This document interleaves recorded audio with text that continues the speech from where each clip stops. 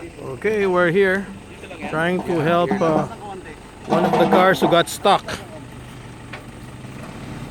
And that's Dennis Xavier, who is one of our guides, together with his son JV. And he's part of the adventure. Okay, part of the adventure is paying for the repairs of your car.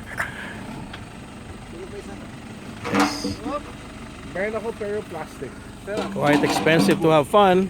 And we have my son-in-law there, Marc Soong, who's going to help. What about you, Cole? Are you going to help also? Huh, Cole? Alright, todo kaliwa daw. Okay.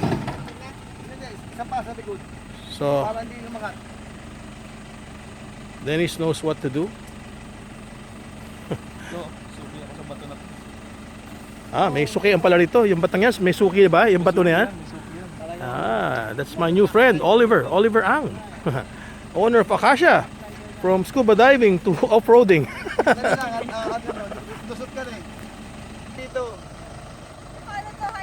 So, Dennis is telling the group what to do, how to maneuver the Toyota.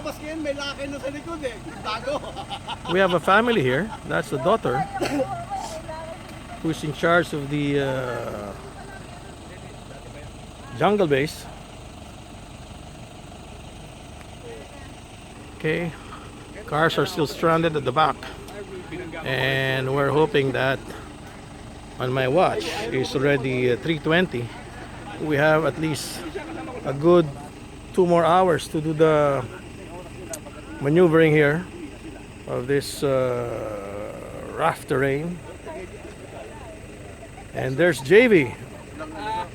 All right, all around JV, Javier.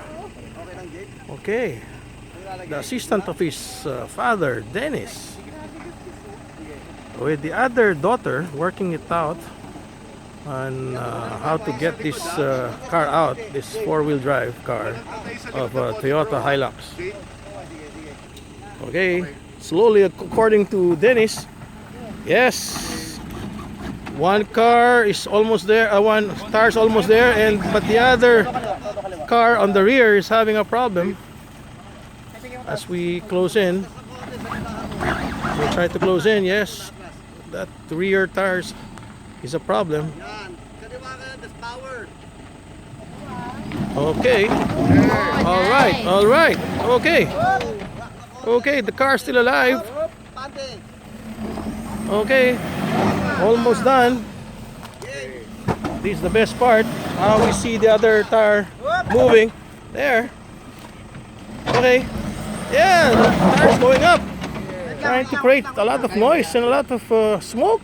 Hindi, wag mong ganawin, kuya. Move ka pati dyan. Oh, wow, I can really smell the rubber. Uy, ang dami kong tae na apakan. Dami palang tae dito ng kalabaw. Oh, yan na, oops.